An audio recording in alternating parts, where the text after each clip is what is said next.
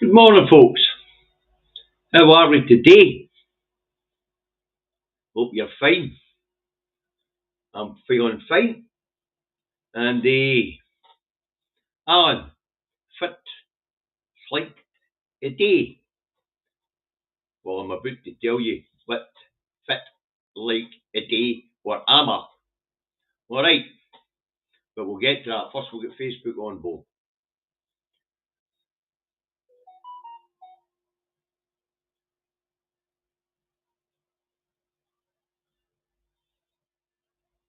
Right, we've got Facebook on board.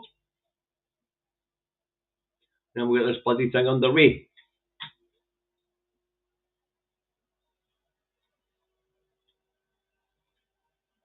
Here's the audience, as we have to do each day, folks.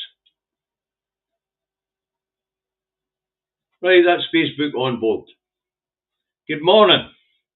Hope you're all well. Numbers are rising nicely. Good morning, Dean. Good morning, Jim. Good morning, Lorna. Good morning, Graham. Good morning, Akis. Good morning, Alan. Good morning, Kirsty. Good morning, George. Good morning, Sir Larry the cat. How are we this morning? Oh, by the way, if you hear a lot of crashing in the background, that's because Charlie the cat has decided he wants to play. And he is running about this house like a bloody lunatic, crashing into things and meowing every now and again. Okay. Any Facebookers on board yet? No, that I can see, which is a bit unusual. Melanie's normally quite quick in the door. Hi, Barbara.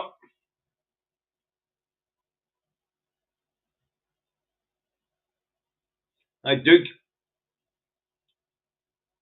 First of the Facebookers in. Good morning, Ali. Still in France. Good morning, Alistair. Morning, wake up and smell the rosemaries. I hope Rachel for accounts drops in later because I've got a headline I'm going to fix on her behalf. Right, okay. Numbers are climbing really well. So, you're perfect, thanks. So's Charlie. So, Larry. Yeah. Although I don't know who's got the worst living arrangements, you or Charlie. Morning, Ali. Busby. We're there in Facebook land. Right, let's get this underway. Indy Truck Davy out the truck and at home in his office in Sargent, North Lanarkshire, where it is a beautiful morning. Bright, sunny, 12 degrees, reasonably warm. Now, according to the Met Office, the high for this area today will be 15, but I imagine it's going to climb a bit higher. Now, the pollen count for those who are hay fever sufferers like myself is high, and the main two allergens today are birch and grass. Why is it grass? Because all these wizards keep cutting their bloody lawns. Yeah. Nah, that's not true. Right, okay. First up this morning, we have the Knuckle Dragger's Rag, the Looney Rag, the Express. I'll put it up. What's the Looney Rag the Express got for us this morning? Detectives liaising with forces around the world in Operation Fortilage. Police chief says gangland feud probe is global effort. Well, I guess I suppose that would be about right. I mean, the main industry is probably the drugs industry, and that's global. So we'll leave that there. Now, next one up is the rancid. Now, folks, I don't put the rancid up, as you know. And there's a reason for that.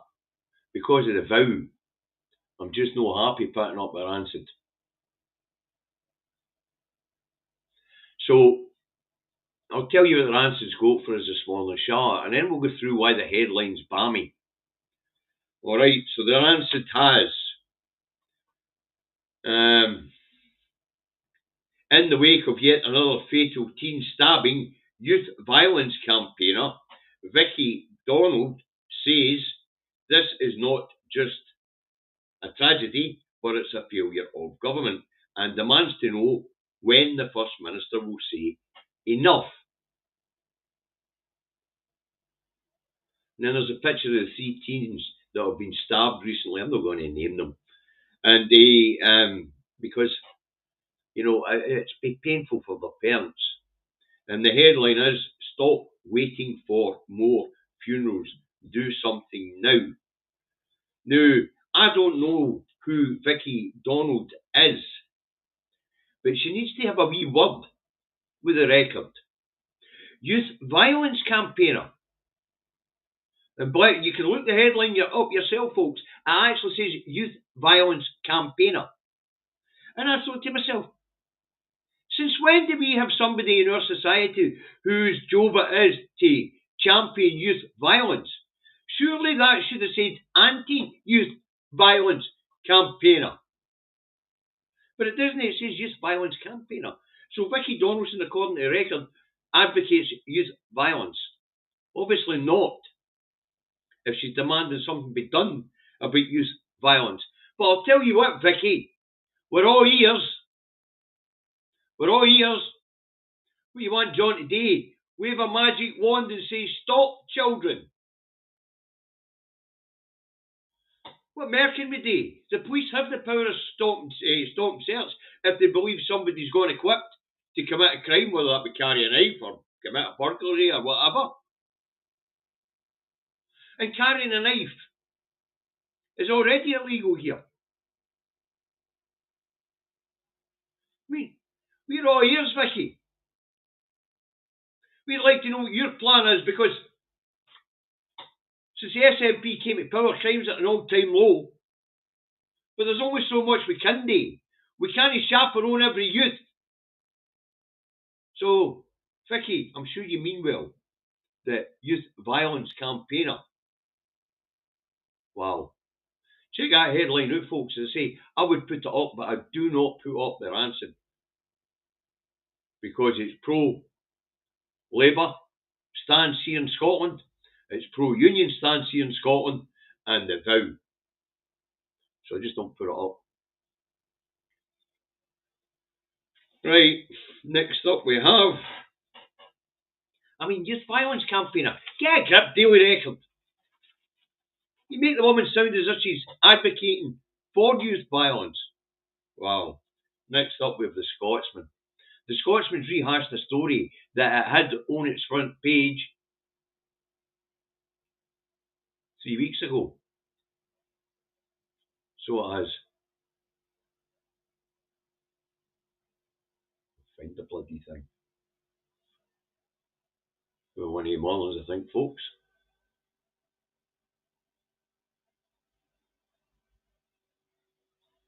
No, beer, I don't have the bloody Scotsman. Oh, I have. Congestion charge ought to be revisited. Edinburgh's transport leader says levies should be back on table. Now, as I say, this was a headline in this paper 3 weeks ago, folks. I don't know if you're aware of this, but in 2005, the people of Edinburgh had a referendum on the congestion charge, and they roundly rejected it. Now, I don't believe the people of Edinburgh today would make a different decision. After all, it would then cost them money to get in and out of the city. So, the leader of Edinburgh's transport leader of transport and the council, can want to revisit the levy if they want. It will need to go to a referendum, and it will not pass. It just won't pass. But I say, I wonder why the Scotsman's put this nonsense up today, after having the same story in its paper about 3 weeks ago. Ah, dear, I don't know what one it was. I just shut down there. Let's hope it was the Scotsman.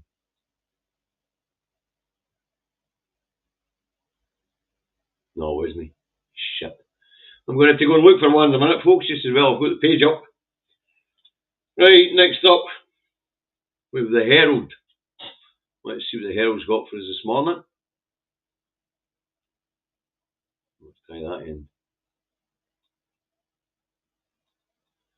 Yep, definitely going to be one of the mornings. You line them up, and then you get back to them and they're all moved. Scientists discover secret. Oh, that's right. The Herald's off down the rabbit hole this morning, folks. Scientists discover secret that could reverse aging. Now, apparently, researchers find blood barcodes that could lead to treatments to halt the process. To halt the process of aging. And that will be the end of the evolution of this particular species.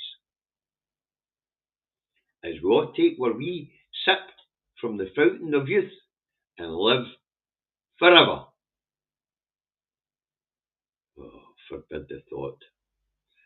Forbid the thought. You imagine Donald Trump going on forever. Wow. It's not worth thinking about. I'm a fit, healthy man for my age. But the one thing I do know is I'd like to make it to a fair age, but I don't want to live forever. But maybe some of you guys would like to live forever. Morning, Kaz. Yeah. Right, next up, the Daily Feel. Let's go get that nonsense trag, if we can find it. Here we go. The Scottish Daily Feel. Let's take the Scottish route and just call it Daily Feel. Open warfare in Cabinet. Reeves reeling from triple blow. On humiliating day for Chancellor, PM U-turns on winter fuel. No, he didn't, but we'll get to that. Inflation soars and Rayner takes aims at her tax policies.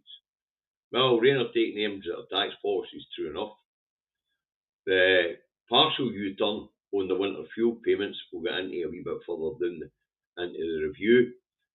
And the inflation's up. Well, folks, I'll put this down. David and I spoke to you about this when we spoke about the Bank of England. When we spoke about the Bank of England dropping interest rates. And dropping interest rates when we know there's inflationary pressure coming through for Trump's behaviour doesn't make any sense, folks. It doesn't make any sense. In fact, it's absolutely contrary to what the bank normally would do in these circumstances. In these circumstances, normally the bank would raise interest rates to try and quell inflation. The idea is that they take, Rosemary, Rachel, for your accounts, you're in. You're getting a mention shortly. You're going to mention the new, actually, as well. Apparently you're having a bad week, dear. Anyway, let me fix the headline for the Daily Feel. Voila. It's Reeves reeling as Aki's steals another of her kettles. There you go. That's sorted out the nonsense and the papers. Alright. So there you go. As I say, but the way the Bank of England is behaving doesn't make sense at this point in time. We know what they're trying to do. They're trying to rescue a failing economy by loosening up on the money supply. But generally, when inflation rises, they generally tighten up in the money supply, and that brings inflation down. That's the theory behind it, but for some reason that's not what's happening at this point in time. And the only explanation I've got, and maybe Rachel from accounts can tell me any better, but the only explanation I've got at this point in time is this economy is failing. And the numbers we're getting from the Treasury or from the Office for National Statistics are no right. But funny enough, that's mentioned in one of the headlines and all. Right, so that was a Daily Feel.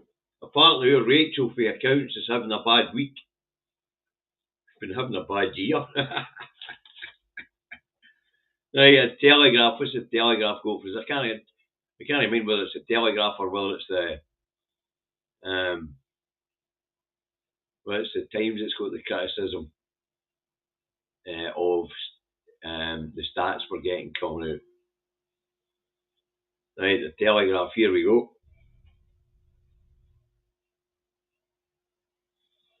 Rayner, let's cut migrant benefits.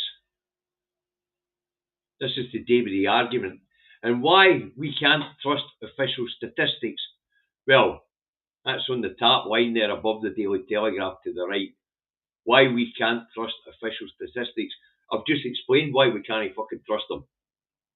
Because what's coming out for the official statistics doesn't bear out in the markets, never mind anywhere else. You know, apparently we've got growth when we've cut ourselves off for everybody, and the markets are slowing at the moment because of the behaviour of the big orange man baby there in the picture. But let's get back to Rayner. Let's cut migrant benefits. Migrants, let me make this clear, folks. Migrants do not get benefits. Migrants,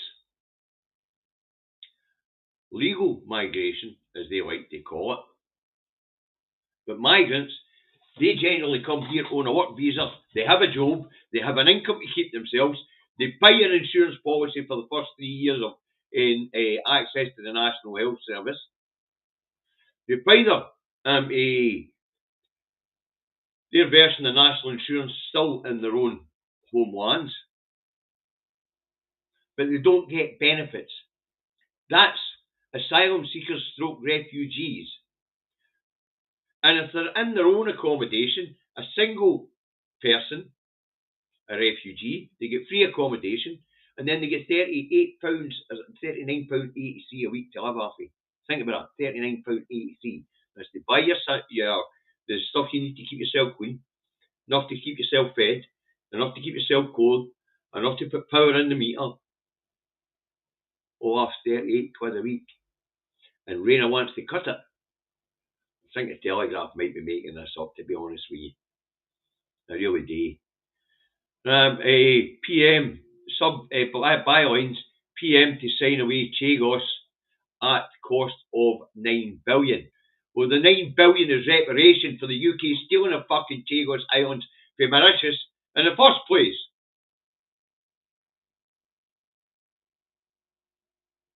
It's also rent to keep Diego Garcia, the biggest of the Chagos Islands, as a military base. Right, and the Dunkirk little ships diverted to make way for migrant small boats. And I thought, let me think about that a minute. I know things are bad in England, but I didn't realise they were fucking fleeing to France. I didn't realise they were fleeing to France. I didn't realise that many people in England getting in small boats and making their way to France. Huh? Dunkirk little ships diverted to make way for migrant small boats. To me, that suggests they're going towards France, no away from France. The hell?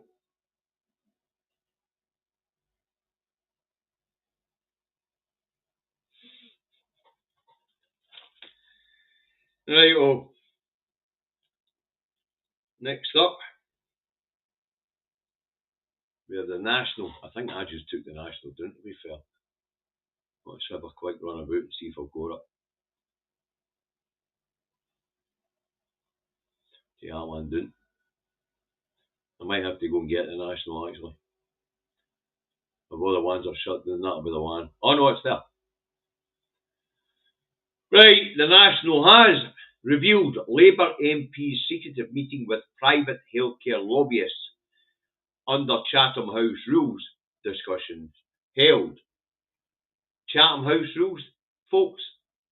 Chatham House is where they go for closed talks. Talks that they don't want the press to get access to. Generally it's leaked, but Chatham House rule means that there isn't an official record of what was said when the MP's secretive meeting with private healthcare lobbyists. Right, and UK spy planes flew over Gaza hours after criticism. Lamy blasted Israel's action in region as monstrous in the afternoon. Then the UK continued to surveil Palestine in the evening. Unbelievable. And apparently the Labour by-election candidate has refused to join the TV debates. I don't know, we're having TV debates for the Hamilton's Lark-Cohen Straven by-election. I don't watch TV, so I'm not going to see them anyway. But I wonder why the Labour candidate refuses to join the debate. You'd think he'd be desperate to join the debate, considering how Labour are flagging here. You'd think he'd want to go in and try and win in personality, if nothing else. Right, let's take that down.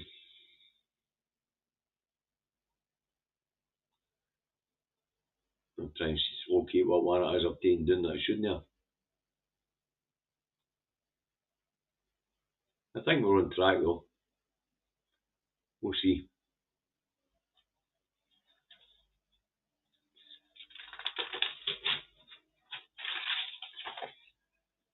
Right, what's the eye go for us this morning? We'll put it up.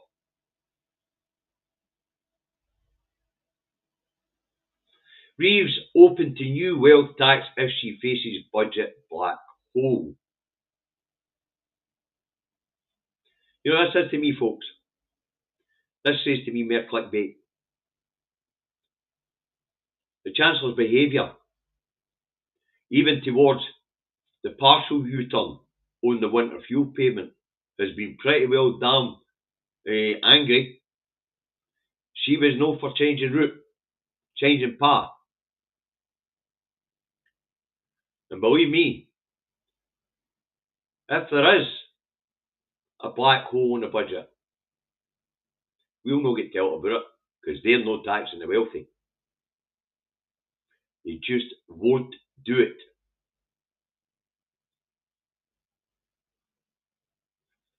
They know the minute they try to tax the wealthy will crash the government. That's how it works here. The politicians are only veneer. We have a veneer of democracy. A veneer of the democracy.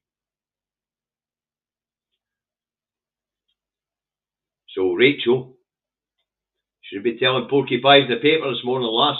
Oh no, always the use the paper is telling porky pies. Right, next up, we have the Guardian. Why is it papers don't tell the truth anymore?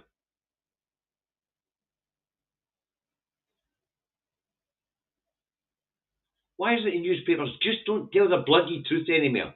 Starmer announces U-turn over winter fuel after fierce backlash. Yep, he might have been facing a backlash from his MPs or a section of his MPs. But it's the headline, Starmer announces U-turn over. He didn't announce a U-turn. What he said was they were going to look at it again. And then when you look at the details of what they're talking about raising the threshold of which you qualify for either pension credit, which will allow more people to access the winter fuel payment, or they will raise the income threshold for receiving the winter fuel payment. But more likely, they will lift the threshold of the amount of people who can claim the pension tax credit. That would be the sensiblest way to do it. Not all of the 12.95 million people here in the UK who are on state pension will get their winter fuel payment back. It's just know what he's talking about. A U-turn would be put it back as a universal benefit or a universal entitlement I don't like to call them benefits because actually the people pay in and their entitlements. But no all 12.95 million will get it. I reckon if it raises the threshold, it'll maybe let another 2 or 3 million of the poorest pensioners get a pension tax credit, and that will allow them to apply, or that will allow them to automatically get the winter fuel payment again. I think that's how it'll be done. But it is not a U-turn. It's a partial U-turn. Because if it was a full U-turn, it would go back to being a universal benefit. But maybe they've learned something, but I doubt it. You can bet your boots it was because of a backlash and it was done under duress. Because I don't see Starmer or Reeves changing path if they can get away with it.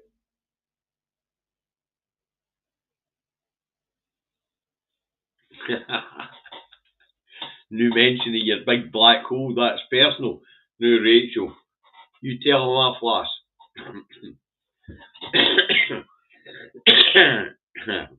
So that was the Guardian for you.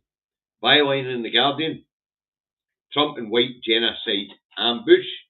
We'll probably talk about that this afternoon. The Two Davies folks, that was outrageous behaviour, and accusing the South African president of a genocide against the whites within his country.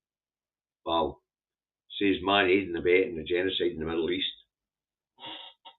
This will be because South Africa both brought the case of probable genocide against Israel in the International Court of Justice. That's what Trump's attack will be about. We'll talk a wee bit more about it this afternoon, probably. And IDF fires warning shots at diplomats. 25 international diplomats were in the West Bank. They had permission to be in the West Bank. They were there to observe conditions within the West Bank. The soldiers shot warning shots above them because they deviated from the corridors that they were allowed to go down by Israel. So how do you evaluate the circumstances of the people in the West Bank if Israel is restricting where you can look? But fire shots, warning shots at international diplomats. I guess there'll be a lot of mentions of Israel in dispatches this morning. Right, next up, we have the Metro. We'll find it. Maybe. Here we go. Starmer in fuel U-turn. Labour rebels force climb down. They say it's a welcome start, but it's no a U-turn. It's a partial U-turn. And this is where we get real dishonesty in the rags. Because when you get into the articles, they tell you it's no a U-turn. That the thresholds will be lifted to allow more poorer pensioners to claim the winter fuel payment is what they're on about. A U-turn, as I explained a minute ago, would mean that there was a full reversal and it became a universal entitlement again. But remember, folks, the winter just passed. 10 million of the poorest pensioners, or 10 million pensioners anyway, a fair few of them will be poor, lost out on that vital help to cover the cost of heating in the winter. And of course the pressures are much higher here in Scotland, as we have the highest fuel poverty anywhere in Europe. 31% here in Scotland, it's only 16% in England. How can that be when we have all the fucking energy, all the electricity, all the oil, all the fucking gas? How can it be that 31% of our population is part of this fucking rancid union We're living in fuel poverty.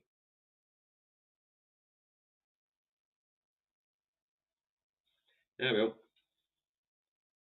as I say, but it's a welcome shift that will allow a few million more pensioners the chance to stay warm in the winter. Because we're hearing that the energy cap is going to come down as it did this summer. But you bet your boots they'll pile it fucking on in the winter. It's been a trend for years now. So it has. Right, what's the star got for us today? Does it get anything that cheers us up? Well, we'll put it up and have a look, shall we? He says,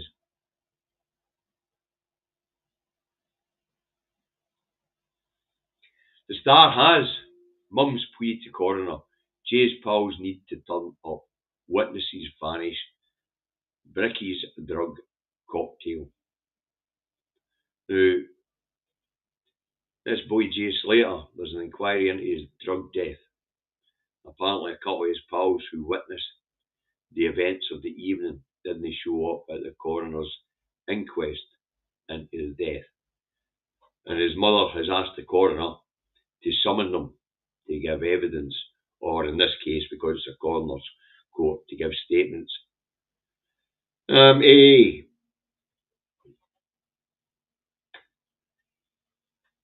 much more can be said about that. Apparently, a couple of his pals didn't show up to give testimony or evidence or whatever you want to call it. Right, do that done.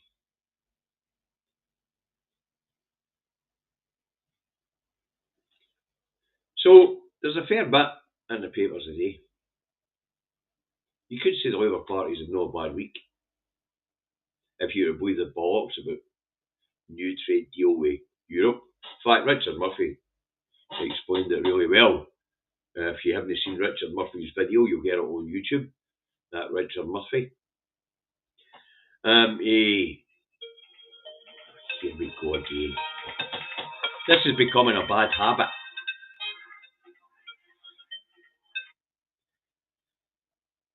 Madam Director, you're live and everybody can hear you.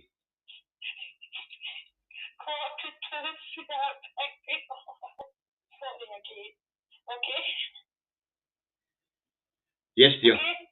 Yeah, I'm your fucking chauffeur. Bye now. That's me getting my orders. At what time we'll be picking her up at. Right, folks. Let's see, that's it for this morning. As you know, me and the other one will be back this afternoon. We'll have a... Hi, Andrew, and catch up. Okie dokie. We'll be talking about some of the bigger stories that have been bandied around over the last few days. Okie dokie.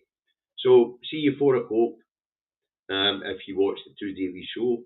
If you don't, we'll see you tomorrow morning at 10:30 for the last one of the week. Okay, look after each other. Enjoy the weather. And see a fair few of you this afternoon at 4 p.m. Bye for now. Eyes on the prize, folks.